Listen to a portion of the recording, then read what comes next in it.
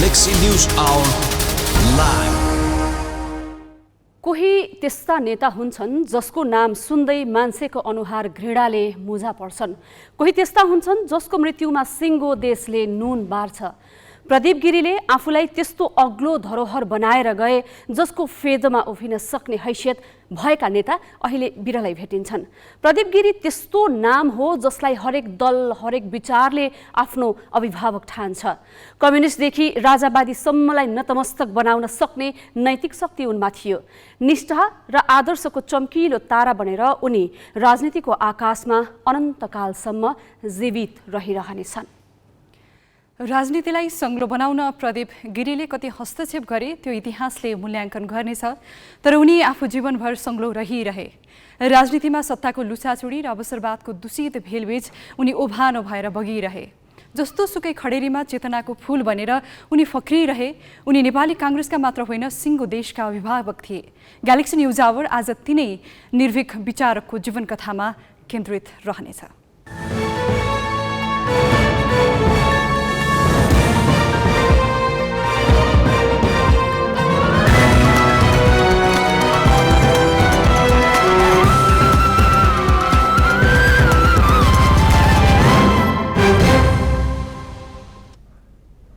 नमस्कार, यो हो ग्यालेक्सी न्युज आवर। अब हेडलाइन्स।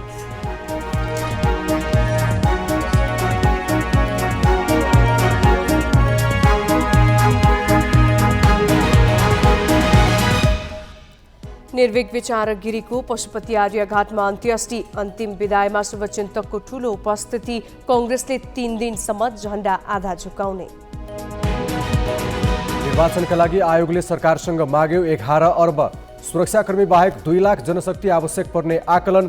मतपत्रमा मनोनयन दर्ता गराउनेका चिन्ह मात्र राखिने। फ्री भिसा फ्री टिकटका गन्तव्यमा पनि श्रमिकको शोषण। मलेसिया पठाउन म्यान पावर व्यवसायद्वारा खुलेआम 3 लाखसम्म असुली।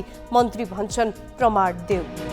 गत वर्ष बढी पानी परेर धानमा क्षति बेहोरेका किसानलाई यसपालि पानी नपर्दा पिरलो। रूपन्देहीमा खडेरीले सुकेको धान काटेर पशुलाई खुवाउन थालियो। र महिला क्रिकेटको धरातल कमजोर रहेका बेला 1 दिवसीय मान्यता दिलाउने क्यानको कसरत। प्रशिक्षक टमाटा भन्छन् घरेलु संरक्षणमा ध्यान नदिए ओडिआईको के अर्थ।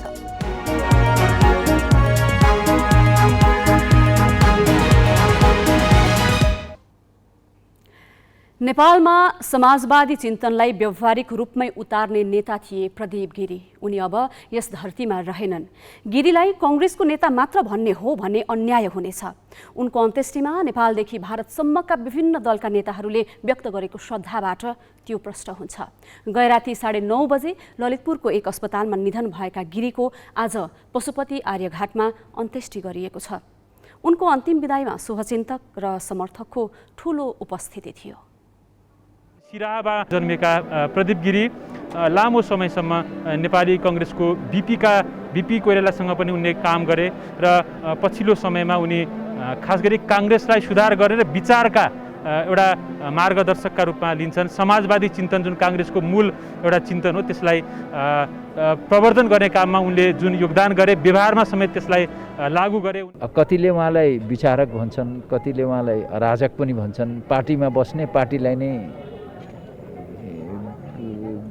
आलोचना गर्ने हैन, सरकारको आलोचना गर्ने, त्यो आलोचना उहाँले कन्स्ट्रक्टिभ आलोचना हो उहाँको। मलाई नेपाल सबैको साझा नेपाल हो। सबै जात जाति भाषा भाषी धर्म संस्कृतिलाई समान रूपमै महत्त्व दिनुपर्छ र स्थान दिनुपर्छ भन्नेमा उहाँको सुरुदेखिकै जोड थियो र पछिल्लो दिनमा नेपाली कांग्रेसले त्यसलाई अंगीकार पनि गरेको छ र मुलुकले पनि त्यसलाई अंगीकार गरेको छ। प्रजातान्त्रिक समाजवादी पार्टी हो र त्यहाँभित्र पनि कतिपय साथीहरू त्यो स्पेक्ट्रमको राइटतिर उभिएका छन्, कतिपय त्यो स्पेक्ट्रमको बिचमा उभिया छ। उहाँ चाहिँ त्यो स्पेक्ट्रमको अलिकति लेफ्टतिर उभिनु भएको। तर सोशल डेमोक्रेसी भनेको ठ्याक्कै यही हो भन्ने कुरो हुँदैन र उहाँले नै भन्नुहुन्थ्यो, बीपी कोइरालाले भन्नुभयो, राजनीति भने यो परिवर्तन हुँदै जाने हो। पार्टीको आइडियोलोजी पनि परिस्थिति अनुसार मोडिफाई हुन जरुरी छ। उहाँ नेपाली जनताको उत्थान, समावेशीकरण र समृद्धिको पहुँचमा हरेक नागरिक पुग्नुपर्दछ भन्ने मान्यता राख्नुहुन्थ्यो। समाजवादी विचार, त्यसमा पनि गान्धीयन समाजवादी विचार का उहाँ समर्थक हुनुहुन्थ्यो। जमिनदारी परिवारमा जन्मिएका भए पनि उनले व्यवहारमा त्यो खालको चिन्तन कहिले देखाएनन्। आफ्नो सम्पत्ति पनि उनले सामाजिक क्षेत्रमा आफ्नो उनको पैतृक घर सिराहाको बस्तीपुरमा उनले आश्रमका लागि भनेर उनले प्रदान गरेका थिए। तल्लो जातको वा पानी चल्दैन भन्ने जातको केटालाई राखेर भान्से बनाउनु भएको थियो है। र त्यस्तै व्यक्तिका एकदम भुइँ मान्छेहरूको बिचमा बसेर उहाँले जीवनमा ऊर्जा ग्रहण गर्नुहुन्थ्यो र त्यही ऊर्जाले उहाँलाई चाहिँ एउटा प्रखर वक्ता बनाएको थियो। साह्रै मर्माहत र साह्रै दुःख लागेको छ र फेरि पनि यो देशले प्रदीप गिरी जस्तो नेता सायद पाउँदैन होला भन्छु म। भिजनहरू दिनुभयो, यो वास्तवमा काङ्ग्रेसको लागि एकदमै अपरिहार्य थियो।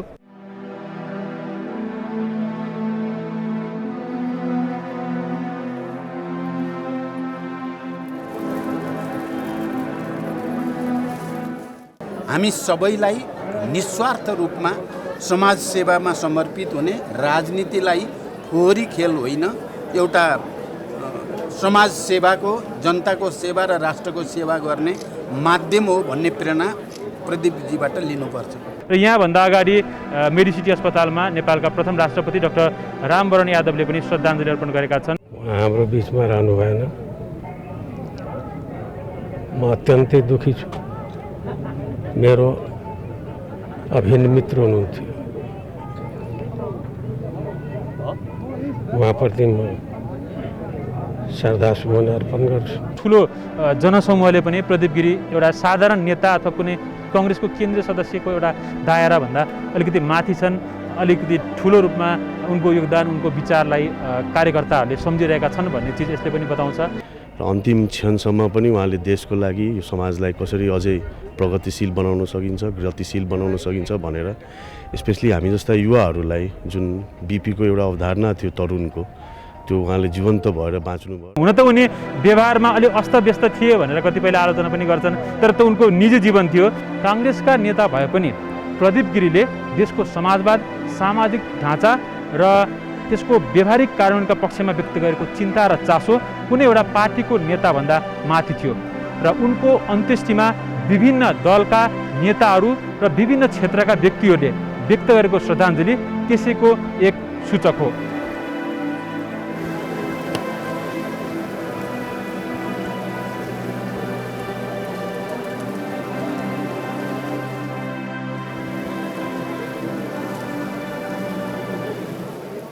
क्यामेरामा जय तामाङ र साधुराम लामिछानेका साथमा बासु खड्का र पवन पौडेल, ग्यालेक्सी फोके, काठमाडौँ।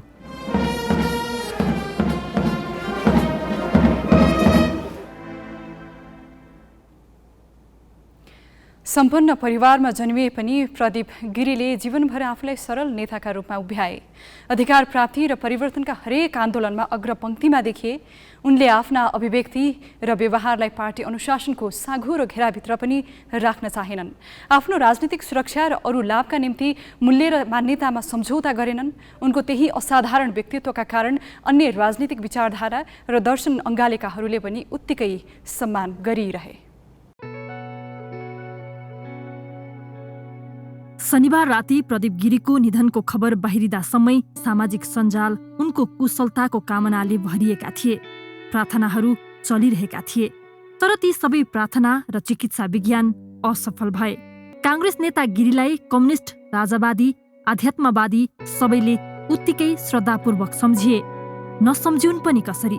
समकालीन राजनीतिमा लोकतान्त्रिक आदर्श र मूल्य मान्यता मात्र होइन, मार्क्सवाद र समाजवाद बारे पनि पढाएर हिँड्ने विचारक थिए उनी। सिराहाको बस्तीपुरमा 7.5 दशक अघि जन्मिएका गिरीका लागि सर्वाधिक केन्द्रीय जीवनको मूल्य स्वतन्त्रता थियो। त्यसैले पनि उनले आफू जन्मे हुर्केको जमदारी परिवेशभन्दा फरक जीवन जिउन खोजे। परिवार नै राजनीतिक भएका कारण त्यसको प्रभाव पर्नु स्वाभाविक थियो। तर उनको पहिलो रोजाइमा भने सधैँ साहित्य र दर्शन नै थियो। गिरीका पिता मित्रलाल काङ्ग्रेसका जिल्ला सभापति थिए, तर त्यही भएर उनी काङ्ग्रेसमा लागेका भन्ने थिएनन्। कहिलेकाहीँ आफ्नै विरुद्ध लाग्ने उनी आफ्ना नेता, सहयोद्धा कसैका कुरा सुन्थेनन्। पार्टीमा स्थायी प्रतिपक्षी जस्तै थिए, यतिसम्म कि उनले संविधान सभाबाट जारी संविधानमा समेत हस्ताक्षर गरेनन्। भारतको जवाहरलाल नेहरू विश्वविद्यालयबाट दर्शनशास्त्र र अर्थशास्त्रमा स्नातकोत्तर औपचारिक अध्ययन गरेका उनले त्योभन्दा धेरै स्वअध्ययन गरे र लेखे पनि। लेनिनको जीवनी, मार्क्सवाद र अर्थशास्त्रका विषयमा उनले लेखेका धेरै पुस्तक प्रकाशित पनि छन्। आलोचनात्मक चेत र धारिलो बौद्धिक क्षमताका कारण गिरी विरोधी पार्टी र अन्य विचारधारा भएकाहरूमाझ पनि उत्तिकै लोकप्रिय थिए। 2051 सालमा पहिलोपल्ट संसद प्रवेश गरेका उनी त्यस यता 4 पटक सांसद बने। गिरी संसद बैठकमा निकै कम उपस्थित हुन्थे, तर संसदमा उनी बोलेपछि त्यसले बेग्लै तरङ्ग पैदा गर्थ्यो। यस देशमा नीतिका बारे छलफलै हुँदैन, नेताका बारे मात्र छलफल हुन्छ। नेता कहिले बिरामी पर्यो, कहिले खकारो, कति दिन प्रधानमन्त्री बन्छ, कति प्रधानमन्त्री हेर्ने, अरू 2-4 हेरौँला। मुख्य कुरोको पनि यस देशलाई चाहिएको तथाकथित समाजवादी नीति भनेको के हो? बीपी कोइरालाको समाजवादी विचारधाराका आधिकारिक व्याख्याता मानिने गिरी शैली र व्यवहारमा भने सन्त नेता कृष्ण प्रसाद भट्टराई निकट देखिन्थे। उनी भन्थे, वैचारिक मूल्य र आदर्श केवल किताबमा पढिने र बन्द कोठामा वाचिने विषय होइन, व्यवहारमा लागू हुनुपर्छ। त्यसैले उनी विभिन्न समयका आन्दोलनमा अग्रमोर्चामा रहे, महत्त्वपूर्ण राजनीतिक घटनामा सामेल भए। उनी सत्ता र शक्तिको कुलतबाट भने टाढै रहे।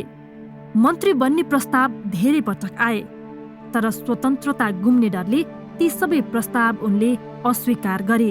थोड़ा गाह्रो उत्तर के छ भने त्यो मन्त्री भन्ने कुर्सीमा बसेपछि मान्छेलाई नशा लागे जस्तो हुँदो रहेछ। मेरा धेरै मित्रहरू मैले मन्त्रीभन्दा अघिल्लो दिनसम्म नेपाली नै बोले जस्तो लाग्थ्यो। मन्त्री भएको भोलिपल्ट मैसँग बोल्दाखेरि पनि कोही फ्रेन्च बोलेको हो कि जर्मन बोलेको जस्तो लाग्न थाल्यो। त्यो मन्त्रीको कुर्सी नै बडा डरलाग्दो, त्यो भाङ खाएको भन्दा, गाँजा खाएको भन्दा, रक्सी खाएको भन्दा बढ्ता हुँदो रहेछ भन्ने मेरो व्यक्तिगत अनुभूति छ। सालन काङ्ग्रेस राजनीतिमा गिरी शेरबहादुर देउबा पक्षधर थिए। खासमा गिरिजा प्रसाद कोइरालाको कार्यशैली विरुद्ध देउबा उभिएकाले आफूले साथ दिएको उनी बताउँथे। त्यसबाहेक उनले आफ्नो गुटतके दलगत पक्षधरता पनि खासै देखाएनन्, बरु आफ्नै पार्टीका जुन कुनै तहका नेतामाथि कठोर टिप्पणी गर्ने हैसियत उनले राख्थे। पछिल्लो पटक 2078 साउन 15 गते गिरीले संसदमा आफ्नै पार्टीका प्रधानमन्त्री शेरबहादुर देउबालाई लिएर धेरै प्रश्न उठाएका थिए। पुराना तन्त्र गाएर, पुराना शास्त्र भट्ट्याएर र शास्त्रका किमतमा लोकलाई बुझ्न हामीले छोड्यौँ भने इतिहासमा हाम्रो नाम मात्र रहन्छ। यसपटक यो सरकार असफल भयो भने शेरबहादुर असफल हुन्न, बुझ्नु सरकारवालाहरूले। यसपल्ट असफल भयो भने कदाचित संविधान असफल हुन्छ।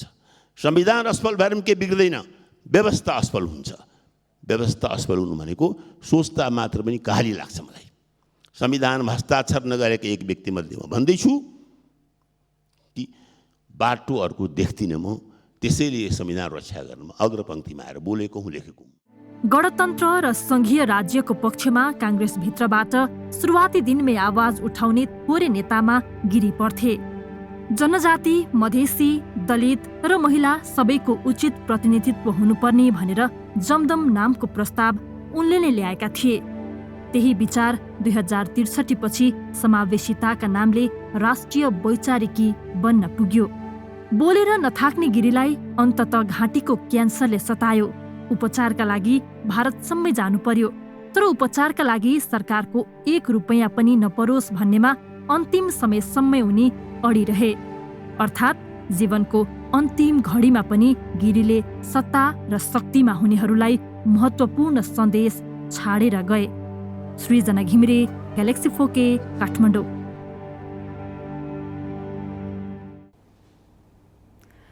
सिरहा क्षेत्र नम्बर 1 का सांसद एवं नेपाली कांग्रेसका नेता प्रदीप गिरीको निधनले जन्मथलो बस्तीपुर शोकमग्न भएको छ। समतामूलक समाज निर्माणका लागि अग्रसर गिरीको निधनमा उनले अध्ययन गरेको विद्यालय लहान नगरपालिका र गोलबजार नगरपालिकामा आज सार्वजनिक बिदा नै दिएको छ। बस्तीपुर गाउँमा प्रदीप गिरीको परिवार दानवीर भनेर चिनिन्छ। गिरी परिवारले 16 बिघा जग्गामा स्वराज ट्रस्ट नेपाल, आश्रम, रेडियो फुलहर, भूमि अधिकार मञ्च, दलित जनकल्याण युवा लगायतका सामाजिक सङ्घ संस्था स्थापना गरेको छ। नेता गिरीले केहीलाई जग्गा र घर समेत प्रदान गरेका छन्। बस्तीपुरलाई गिरीले ठूलो गुण लगाएका छन्। बस्तीपुरमै आफ्नो अन्त्येष्टि होस् भन्ने चाहनाले पनि स्वर्गीय गिरीको बस्तीपुर प्रति अगाध माया दर्शाउँछ। तर त्यस्तो हुन सकेन। यसमा स्थानीय पनि दुखित छन्। र अहिलेको यो अन्तिम घडीमा उहाँको दाह संस्कारको लागि उहाँको इच्छा चाहिँ यही आश्रममा होस्, यहाँ बस्तीपुरको आश्रममा होस् भन्ने आफ्नो आफन्त छेउ बोल्नु भएको थियो। निधनको खबर सुन्नासाथ बस्तीपुरवासी नेता गिरीको पुर्ख्यौली घर अगाडि भेला भएका थिए। तर काठमाडौँमै अन्त्येष्टि हुने भएपछि आज उनको घर वरपर सुनसान छ। गाउँ समाजमा साधकी व्यक्तित्वका रूपमा परिचित गिरी जस्ता नेता गुमाउँदा बस्तीपुरले ठूलो क्षति बेहोरेको सिराहावासी बताउँछन्। राजनीतिकमा नेपालकै प्रख्यात हैन, देश विदेशकै प्रख्यात व्यक्तित्व हुनुहुन्थ्यो र खास गरेर उहाँको क्षेत्र भनेको यता 5 नम्बर पहिले थियो हैन, पछि आएर उहाँ 1 नम्बर क्षेत्रबाट उठ्नु भएको छ र 1 नम्बर क्षेत्रमा विजय हुनुभयो र आजसम्म उहाँले कुनै पनि मन्त्री पद या कुनै हुन्छ राजनीतिक नियुक्ति त्यस्तो केही गर्नु भएन। उसको उद्देश्य भनेको समतामूलक समाज बनाउने एउटा अठोट र कर्तव्यनिष्ठ व्यक्ति हुनुहुन्थ्यो। राजनीतिक सङ्घर्षका क्रममा 2025 सालमा 18 महिना र 2042 सालमा झण्डै 1 वर्ष जेल जीवन बिताएका गिरी 2051 सालको संसदीय निर्वाचनमा सिराहा 5 बाट निर्वाचित भएपछि राष्ट्रिय राजनीतिमा उदाएका थिए।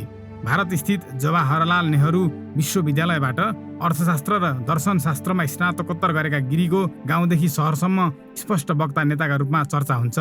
ग्यालेक्सी फोकेका लागि सिराहाबाट किरण कुमार कर्णको रिपोर्ट।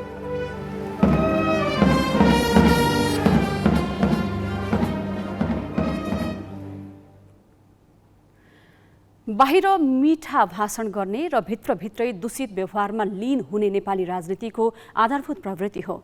त्यसमा अपवाद भएर बाँचे प्रदीप गिरी। अवसरवादको भेल उर्लिएका बखत आफ्नो आदर्शमा अडिग भई एक्लो बृहस्पति बनेर समाजमा टिक्न र बाँच्न सजिलो पनि हुन्न। त्यो साहस गिरीले गरे। अन्ततः उनको त्यही स्वभाव र व्यक्तित्वले नै युगौँसम्म उनलाई बचाइरहनेछ। गिरीप्रति हाम्रो पनि श्रद्धा सुमन। अब केही न्यूज संक्षेपमा। प्रतिनिधि सभाको आजका लागि तय बैठक स्थगित भएको छ। सभामुख अग्निप्रसाद सापकोटाले बैठक सोमबार दिउँसो 1 बजे बस्ने गरी स्थगित गरेका हुन्। बैठक आज बिहान 11 बजेका लागि निर्धारित थियो। प्रतिनिधि सभाका सदस्य प्रदीप गिरीको निधनका कारण सभामुखले बैठक स्थगित गरेका हुन्। नेकपा एकीकृत समाजवादीका नेता झलनाथ खनालले माओवादी केन्द्रसँग तत्कालै एकता सम्भव नरहेको स्पष्ट पारेका छन्। आज भैरहवा स्थित गौतम बुद्ध अन्तर्राष्ट्रिय विमानस्थलमा सञ्चारकर्मीसँगको कुराकानीमा नेता खनालले पार्टी माओवादीसँग निकट रहे पनि चुनाव अघि एकता सम्भव नरहेको बताए। निर्वाचनमा सत्ता गठबन्धनले सफलता हासिल गर्ने उनको दाबी छ।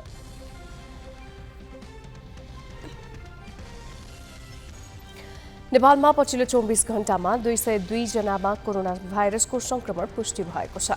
स्वास्थ्य तथा जनसङ्ख्या मन्त्रालयका अनुसार 1816 नमुनाको PCR परीक्षण गर्दा 202 जनामा संक्रमण देखिएको हो।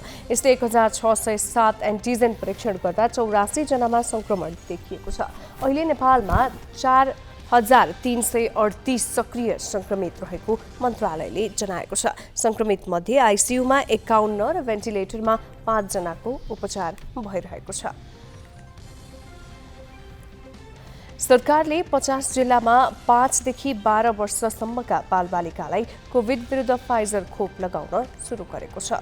प्रदेश 1 का 10, मध्य प्रदेशका 3, बागमतीका 6, गण्डकीका 9, लुम्बिनीका 7, कर्णालीका 9 र सुदूरपश्चिम प्रदेशका 6 जिल्लामा भदौ 11 गतेसम्म खोप लगाइनेछ।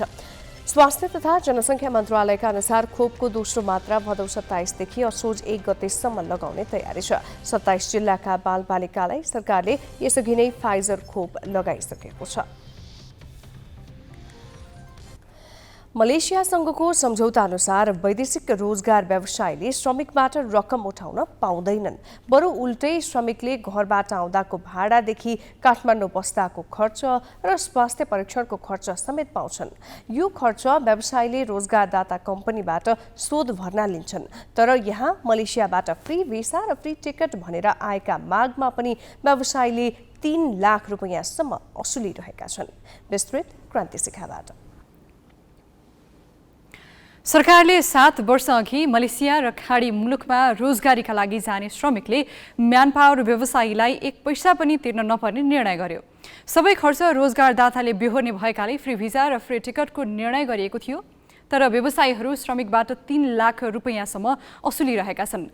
श्रमिकसँग यसरी खुलेआम महँगो शुल्क उठाइरहेका व्यवसायीलाई एक गरेर कारबाही गर्नुपर्ने श्रम मन्त्रालयले भने प्रमाण मागेर बसिरहेको छ।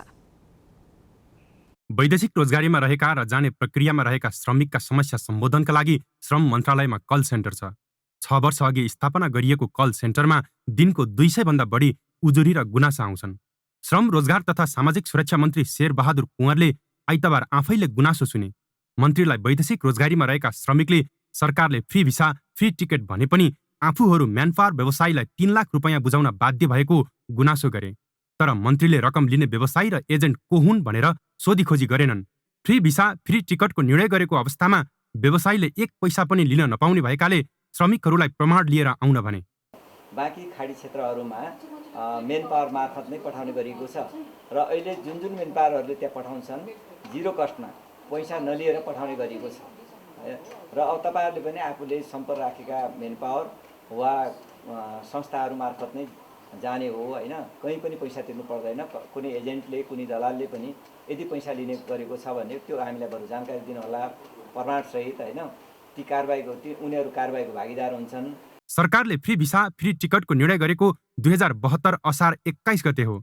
त्यो निर्णय अनुसार व्यवसायीले श्रमिकसँग 1 पैसा पनि लिन पाउँदैनन्।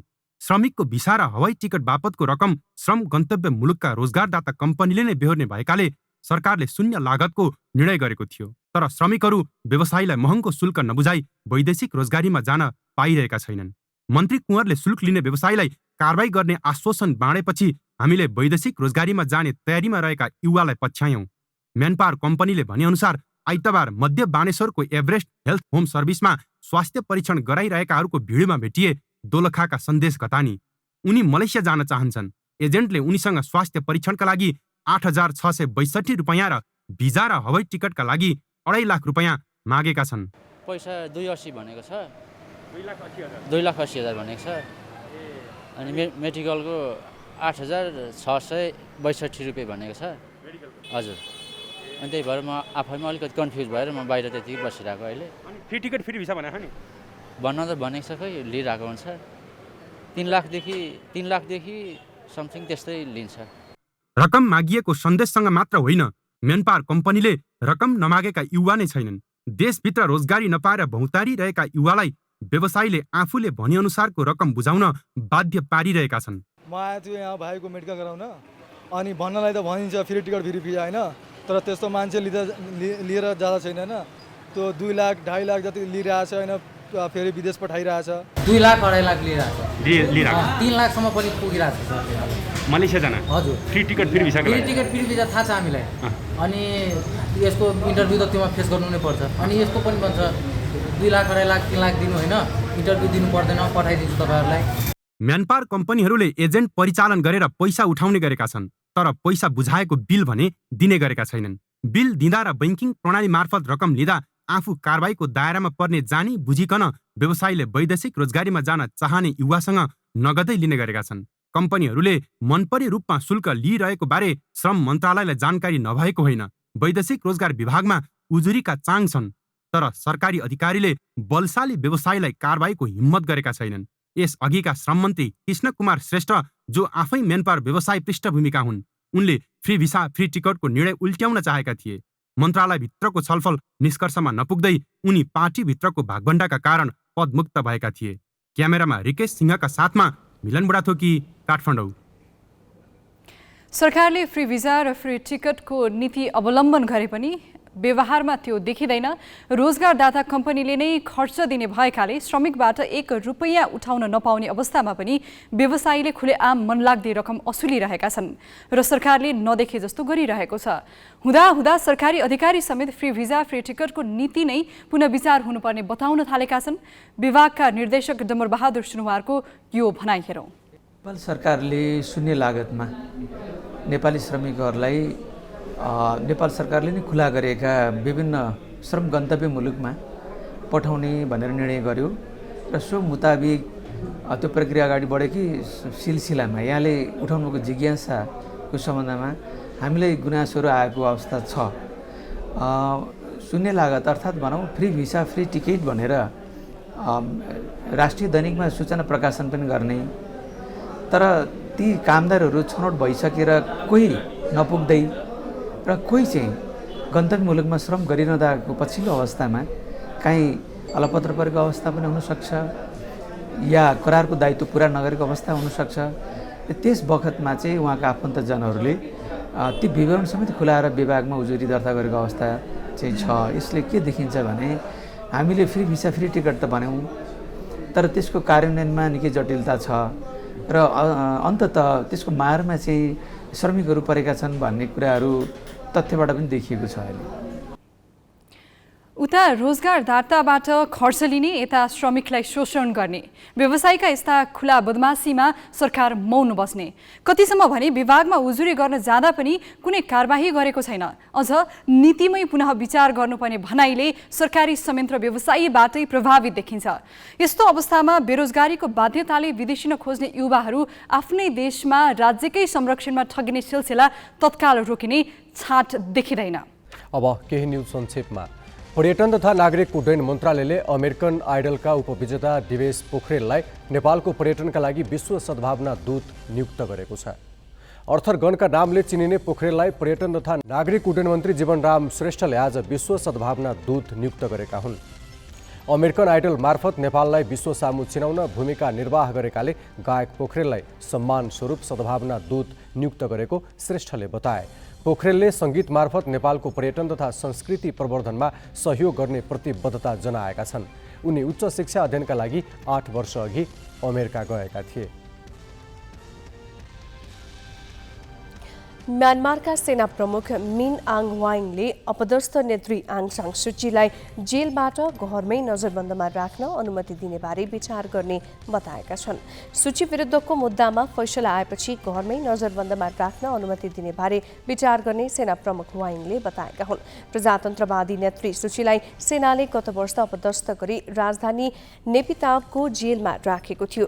77 वर्षीय सुचीलाई एकान्त कारावासमा राखिएको छ। उनीमाथि भ्रष्टाचार गरेको लगायत 1.5 दर्जन अभियोग लगाइएको छ।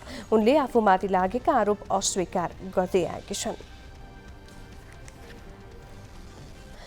निर्वाचन आयोगले चुनावी तयारीलाई तीव्र पारेको छ। यस क्रममा उसले खर्चको आकलन सहित सरकारसँग बजेटको खाका पनि पेश गरेको छ। आयोगले चुनाव खर्च कति र कसरी गर्दैछ त? विस्तृत साजना तामाङबाट। 2074 मा भएको प्रतिनिधि सभा र प्रदेशसभा चुनावमा 7 अर्ब 80 करोड रुपैयाँ खर्च गरेको निर्वाचन आयोगले वैशाख 30 मा भएको स्थानीय तह चुनाव 5 अर्ब 4 करोड रुपैयाँमा सक्यो। उसले मङ्सिर 4 गतेका लागि तय निर्वाचनका लागि भने सरकारसँग करिब 11 अर्ब रुपैयाँ माग गरेको छ। आयोगले आफूले गरेको बजेट अनुमान बारे अर्थ मन्त्रालयसँग आज छलफल समेत गरेको छ। स्थानीय तहको निर्वाचनका लागि आयोगले सरकारबाट 8 अर्ब 11 करोड रुपियाँ पाएको थियो। त्यसमध्ये 5 अर्ब 4 करोड रुपियाँ खर्च भयो। त्यो रकम कर्मचारीको भत्तादेखि तालिम सञ्चालन, निर्वाचन सामग्री खरिद, ढुवानी लगायत प्रयोजनमा खर्च भएको थियो। आयोगले बाँकी 3 अर्ब 86 करोड रुपियाँ फिर्ता गर्यो। स्थानीय तह निर्वाचन सम्पन्न भएको 6 महिनापछि मङ्सिर 4 गते प्रतिनिधि सभा र प्रदेशसभा निर्वाचन गर्ने तालिका छ। त्यो निर्वाचनका लागि आयोगले सरकारसँग 10 अर्ब 98 करोड रुपियाँ मागेको छ।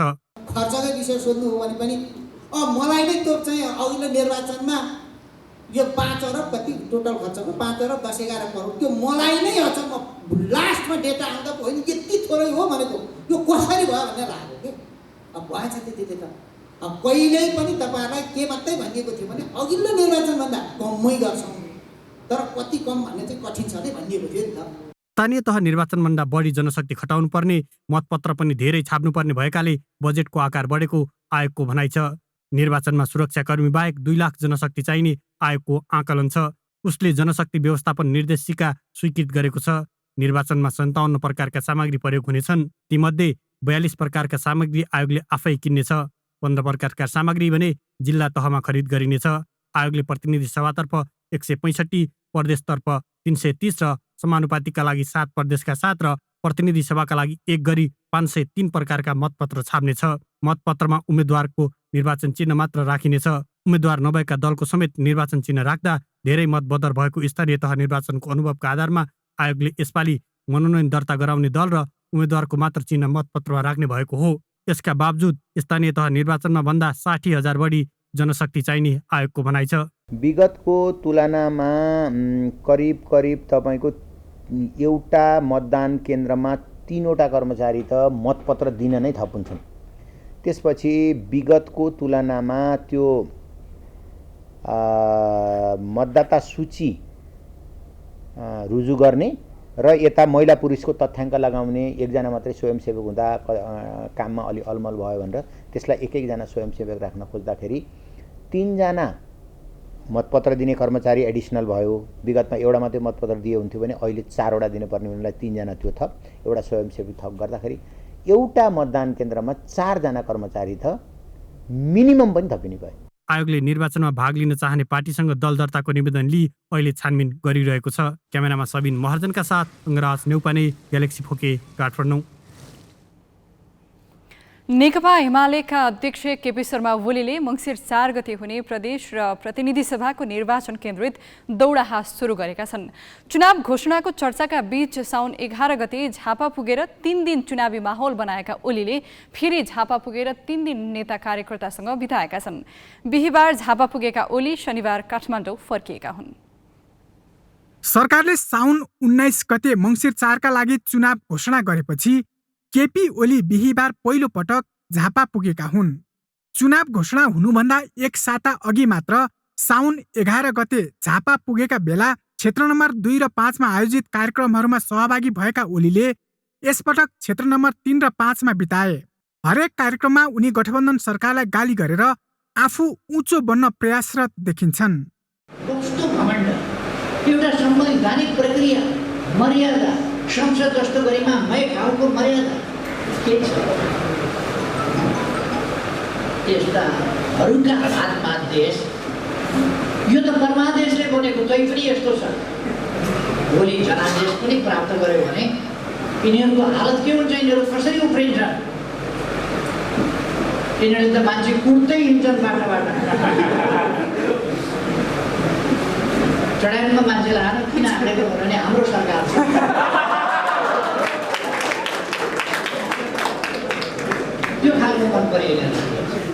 झापा पुगेका बेला आफ्नो निर्वाचन क्षेत्र नम्बर 5 मा जसरी पनि पुग्ने ओलीले त्यसपछि क्षेत्र नम्बर 3 लाई प्राथमिकता दिएका छन्। झापा 3 ओलीको प्राथमिकतामा पर्नुको मूल कारण दुर्गा प्रसाई हुन्। मेडिकल व्यवसायी प्रसाई झापा 3 बाट उठ्न कम्मर कसेर लागेका छन्। 2074 को निर्वाचनमा राप्रपाका राजेन्द्र लिङदेनलाई सघाएको एमालेले यसपटक राप्रपासँग गठबन्धन नगर्ने स्पष्ट गर्नुले पनि प्रसाईको पक्षमा माहौल बनाउन थालिएको आकलन गरिएको छ। हामी कसैसँग गठबन्धन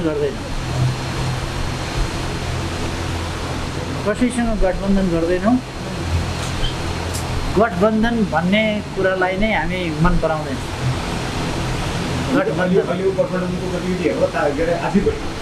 गठबन्धन भनेकै त्यो अपवित्र कुरा हो।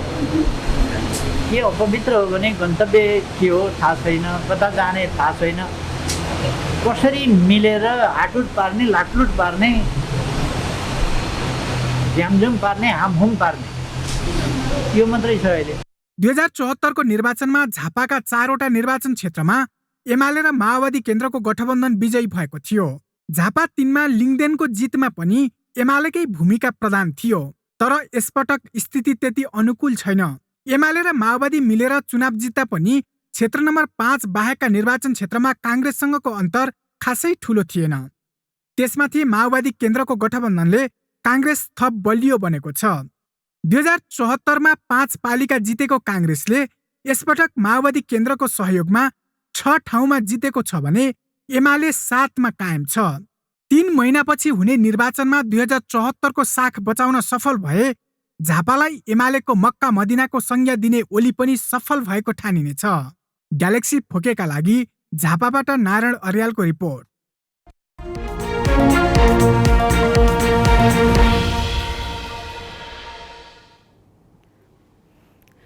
कर्जा विस्तार रोके पनि निक्षेप निरन्तर घटेकाले बैंकको कर्जा निक्षेप अनुपात राष्ट्र बैंकले तोकेको सीमाबाट नाग्न थालेको छ। साउन्यता वाणिज्य बैंकहरूको निक्षेप 1 खर्ब 11 अर्ब रुपैयाँले घटेको छ। यसबीचमा कर्जा भने खासै बढेको छैन। साउन महिनामा जम्मा 2 अर्ब रुपैयाँ कर्जा प्रवाह भएको छ। 26 वाणिज्य बैंकमध्ये 8 वटाको कर्जा निक्षेप अनुपात 90% ले नाघेको छ। राष्ट्र बैंकको नियमअनुसार 100 रुपैयाँ निक्षेप लिएका बैंकले बढीमा 90 रुपैयाँ मात्रै कर्जा लगानी गर्न पाउँछन्। बैंकहरूको औसत कर्जा निक्षेप अनुपात भने 89% भन्दा कम नै छ। नेपाल विद्युत प्राधिकरणले 1 महिनामा झण्डै 2 अर्ब रुपैयाँको विद्युत भारतमा निर्यात गरेको छ। प्राधिकरणले साउन महिनामा 1 अर्ब 83 करोड 88 लाख रुपैयाँको विद्युत निर्यात गरेको हो। देशभित्र खपत गरी बढी भएको 24 करोड 26 लाख 83 हजार युनिट विद्युत निर्यात गरेको प्राधिकरणले जनाएको छ। प्राधिकरणले जेठ 19 देखि भारतीय बजारमा प्रतिस्पर्धी दरमा विद्युत बेच्न थालेको थियो। अहिले ढल्केबर मुजफ्फरपुर 400 केभी अन्तर्देशीय प्रसारण लाइन मार्फत 364 मेगावाट विद्युत निर्यात भइरहेको छ। गत आर्थिक वर्ष प्राधिकरणले 3 अर्ब 88 करोड रुपैयाँको विद्युत निर्यात गरेको थियो। प्राधिकरणले देशभित्र खपत गरी अतिरिक्त भएको वर्षायामको थप 111 मेगावाट विद्युत इन्डियन इनर्जी एक्सचेन्ज लिमिटेडको डे अहेड बजारमा प्रतिस्पर्धात्मक बिक्री गर्न प्रस्ताव गरेको छ। प्राधिकरणका प्रवक्ता सुरेश बहादुर भट्टराईले मिस्त्री खोला, लिखु खोला ए, सोलु खोला र चिलिमेबाट उत्पादित विद्युत निर्यातको प्रस्ताव गरेको जानकारी दिए। प्रस्ताव स्वीकृत हुनेमा नेपाल विद्युत प्राधिकरण विश्वस्त छ।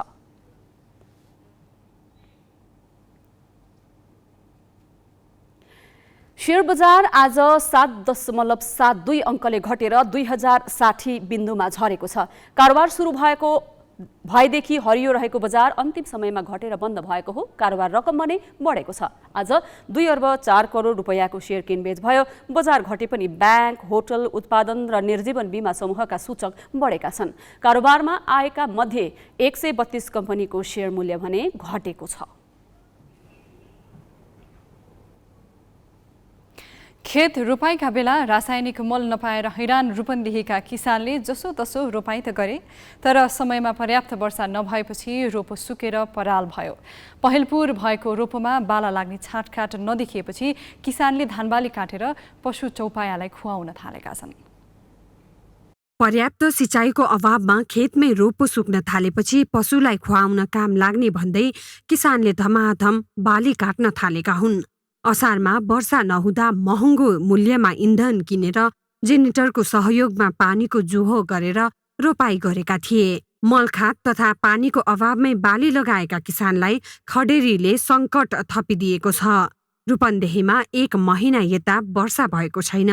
गर्मीका कारण खेतमा धाजा फाटेको छ। रोपाई गरिएको धानबाली खेतमै सुक्न थालेको छ। खडेरीले पोखरी, ताल, तलैया लगायत पानीका स्रोत पनि सुकेका छन्। भएको रकम रोपाईमा लगाइएको र अहिले त्यही रोपो काटेर वस्तुलाई खुवाउनु पर्ने अवस्थाले किसानलाई भोलि के खाने भन्ने चिन्ताले पिरोलेको छ। बारिश वारिश होता नहीं, सूखा पड़ गई तब का करा जे चौहे चांगर खा ली हैं अपन चौहन के काबिल में रहे। बारिश होता नहीं, सूखा पड़ गई खाए के जिए के का कैसे लेके परिवार जिए मने स्कूले खर्चा कैसी चली, खाए खर्चा कैसी चली। सिँचाइको सुविधा नपुगेका मर्चबार, धगधही सहित लुम्बिनी क्षेत्रमा किसान मर्कामा छन्, जसका कारण यस क्षेत्रका किसानलाई आकाशे पानीको भर पर्नुपर्छ। गत वर्ष अतिवृष्टिको भार भोगेका किसानले यस वर्ष खडेरीको सामना गर्नु परेको छ। कि यो सुखा क्षेत्र घोषित गर्ने र मान्छेहरूलाई राहत दिने र किनभने पेट पर्दा चलेन भने त अरू कुनै कामै हुँदैन। पहिला मान्छेलाई बचाउने कोसिस गरौँ, त्यसपछि अरू जे हुन्छ हुन्छ। त्यही हाम्रो अपिल छ स्थानीय सरकारसित। रूपन्देहीमा यस वर्ष जसोतसो 90% भूमिमा रोपाई गरिएको छ। गत वर्ष 4.2 मेट्रिक टन प्रति हेक्टरका उत्पादनका दरले 2,70,700 टन धान उत्पादन भएको कृषि ज्ञान केन्द्रको तथ्याङ्क छ। खडेरीका कारण यस वर्ष धान उत्पादनमा 15%ले कमी आउने आंकलन गरिएको छ। 58,337 हेक्टर क्षेत्रफलमा धान रोपाई भएको हुँदा समग्रमा 10%ले उत्पादनमा ह्रास हुने नै देखिन्छ। रूपन्देहीमा 82,622 हेक्टर कुल खेती योग्य जमिन मध्ये 58,337 हेक्टरमा धान खेती गरिन्छ। यसमध्ये 57,989 हेक्टरमा मात्र सिँचाइ सुविधा पुगेको छ। बाँकी खेतमा लगाइएको बालीका लागि आकाशे पानीको भर पर्नुपर्छ। ग्यालेक्सी फोकेका लागि रूपन्देहीबाट विवेक विकको रिपोर्ट।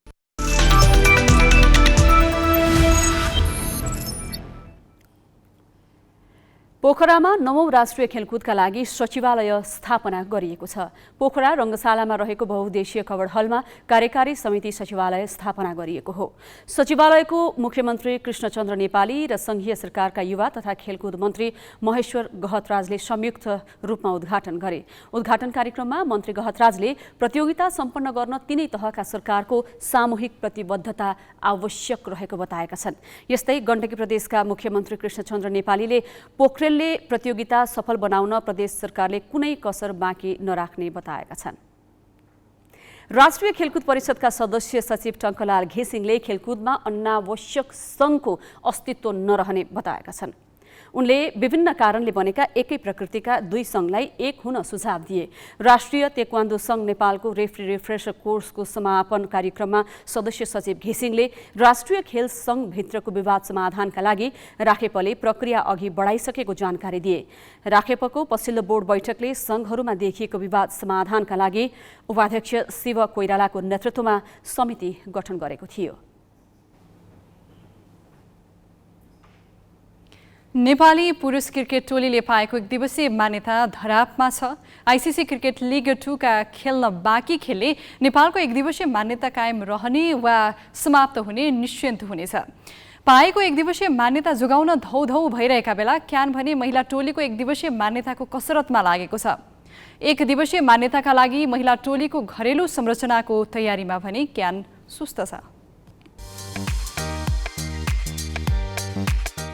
उमेर समूहदेखि सिनियर टिमले पछिल्ला प्रतियोगितामा गरेको प्रदर्शनबाट नेपाली महिला क्रिकेटरको स्तर देखाउँछ।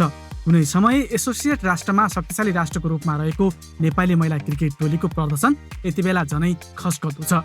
आइसिसी र एसिसीले आयोजना गर्ने एकाध प्रतियोगिता बाहेक महिला टिम मैदानमा उत्रिनै पाउँदैन। घरेलु प्रतियोगिता महिला टोलीका लागि शून्य जस्तै छ। महिला क्रिकेटको धरातल निकै कमजोर छ। कमजोर ब्याटिङमा रुमलिएको महिला क्रिकेट टोलीलाई टी20मै 100 रनको आँगडा पार गर्न हम्मे पर्छ। यस्तो अवस्थामा नेपाल महिला टोलीको एक दिवसीय मान्यता खोज्दैछ। पछिल्लो समय अब महिला क्रिकेटलाई पनि अब पहिलेकै लयमा ल्याउनुपर्छ र अगाडि बढाउनुपर्छ भनेर हामी चाहिँ प्रयास चाहिँ गरेको हो। यही बिचमा चाहिँ आइसिसीले चाहिँ केही कन्ट्रीहरूलाई चाहिँ ओडिआई मान्यता दिएछ। त्यसमा चाहिँ नेपालभन्दा धेरै तल र्याङ्किङ भएका कन्ट्रीहरू पनि ओडिआई मान्यता पाएको हुनाले यसबारे हामीले चाहिँ आइसिसी एसियाको टिमसँग हामीले सल्लाह गर्दाखेरि नेक्स्ट डिसिजन जो हुन्छ छलफल हुन्छ यसमा नेपालको चाहिँ हामी छलफल गर्छौँ र डेफिनेटली नेपाल चाहिँ ओडिआई मान्यता दिन्छ। आइसिसीले यसै वर्ष टी20 वरियतामा नेपालभन्दा तल रहेका नेदरल्यान्ड्स, अमेरिका लगायतका राष्ट्रलाई एक दिवसीय मान्यता दियो। गत जुलाईमा बसेको आइसिसीको बोर्ड बैठकमा यही विषयलाई क्यानका पदाधिकारीले प्रश्न उठाए। क्यानले अन्य राष्ट्रले पाएको एक दिवसीय मान्यतालाई वरियता सङ्घ मात्रै दाँजे, तर उनीहरूको घरेलु क्रिकेटको संरचना र महिला क्रिकेट विकासका लागि गरेको कार्यको समीक्षा गरेन। महिला क्रिकेटको एक दिवसीय मान्यताका लागि क्यानले अहिलेदेखि नै तयारी गर्न आवश्यक थियो र छ पनि। ओडिआई भनेपछि यति सजिलो पनि छैन, भेरी च्यालेन्जिङ होइन, र त्यसको लागि तयारी एकदमै भेरी इम्पोर्टेन्ट हो। अहिलेदेखि हामीले चाहिँ ओडिआई खेल्दैछु भनेपछि अहिलेदेखि हामीले प्रिपेरेसन सुरु गरिहाल्नुपर्छ। अहिलेसम्म त हामी टी20मै खेलिरहेको छौँ, रमाइरहेको छौँ होइन। सो च्यालेन्जिङ छ होइन। 50 ओभर्सको म्याच भने 50 ओभर्सको लागि त्यो हिसाबको प्रिपेरेसन हुनु पऱ्यो, नेसनल हुनु पऱ्यो, डोमेस्टिक त्यही हिसाबको हुनु पऱ्यो र एक्सपोजर हुनु पऱ्यो। तब गएर हामीले चाहिँ त्यो ओडिआई पायौँ र त्यसलाई चाहिँ राम्रो रिजल्ट पनि दिन सक्नुपर्छ, त्यो पनि एउटा च्यालेन्ज हो। प्रतियोगिताका हिसाबमा पनि पुरुष सरह नेपाली महिला क्रिकेटले अवसर नपाएको विषय बारम्बार क्यानमाथि उठ्दै आएको छ। महिला क्रिकेटको ग्रासरुट कमजोर बनेको प्रशिक्षक स्वीकार्छन्, तर क्रिकेट सङ्घ भन्ने अन्य एसोसिएट राष्ट्रमध्ये नेपालले महिला क्रिकेट विकासका लागि धेरै काम गरेको दाबी गर्छ। ग्रासरुटमा जति महिला क्रिकेट छ अहिले हाम्रो चाहिँ टेन्टेटिभ 30 डिस्ट्रिक्टमा जिल्लाहरूमा चाहिँ महिला क्रिकेट हामी खेलिरहेका छौँ। 7वटै प्रोभिन्सको टिम छ, क्लबको टिम छ, तना एसोसिएट कन्ट्रीमा र यति धेरै महिलाहरूको खेलाडीको सङ्ख्या अरू कन्ट्रीमा छैन। T20 आए चाहिँ अरू एसोसिएट कन्ट्रीभन्दा हामीले बढी नै खेलेका छौँ। बढी नै हामीले चाहिँ नेपालले अरूभन्दा एसोसिएट कन्ट्रीको तुलना गर्दाखेरि नगरेको होइन, तर अब रिजल्ट नआउन्जेलसम्म अब प्रश्न उठ्ने कुरा, यहाँहरूले प्रश्न उठाउने कुरामा त्यसमा मेरो कुनै विमति छैन। नेपाली महिला क्रिकेट टोलीले आगामी वर्षसम्ममा एक दिवसीय अन्तर्राष्ट्रिय मान्यता पाउने सङ्केत पाएको क्यानले बताएको छ। आगामी वर्ष बस्ने आइसिसीको बोर्ड बैठकले नयाँ राष्ट्रलाई एक दिवसीय मान्यता दिँदा नेपाल आइसिसीको पहिलो प्राथमिकतामा रहने क्यानको दाबी छ। तर एक दिवसीय मान्यताको दाबी गर्ने क्यानले पुरुष टोलीलाई जस्तो महिला टोलीलाई पनि व्यस्त राख्न जरुरी छ।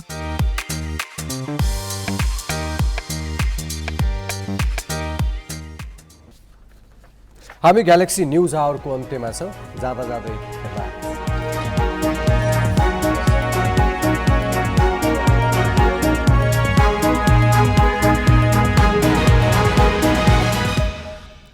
निर्भीक विचारक गिरीको पशुपति आर्यघाटमा अन्त्येष्टि। अन्तिम विदायमा शुभचिन्तकको ठूलो उपस्थिति। कांग्रेसले 3 दिनसम्म झण्डा आधा झुकाउने। निर्वाचनका लागि आयोगले सरकारसँग माग्यो 11 अर्ब। सुरक्षाकर्मी बाहेक 2 लाख जनशक्ति आवश्यक पर्ने आकलन। मतपत्रमा मनोनयन दर्ता गराउनेका चिन्ह मात्र राखिने। फ्री भिसा फ्री टिकटका गन्तव्यमा पनि श्रमिकको शोषण। मलेसिया पठाउन म्यान पावर व्यवसायद्वारा खुलेआम 3 लाखसम्म असुली। मन्त्री भन्छन् प्रमाण देऊ। गत वर्ष बढी पानी परेर धानमा क्षति बेहोरेका किसानलाई यसपालि पानी नपर्दा पिरलो। रूपन्देहीमा खडेरीले सुकेको धान काटेर पशुलाई खुवाउन थालियो। र महिला क्रिकेटको धरातल कमजोर रहेका बेला एक दिवसीय मान्यता दिलाउने क्यानको कसरत। प्रशिक्षक टमाटा भन्छन् घरेलु संरक्षणमा ध्यान नदिए ओडिआईको के अर्थ।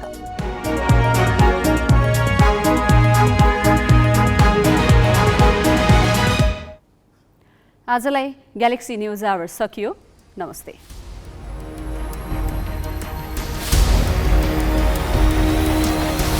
This is Galaxy News Hour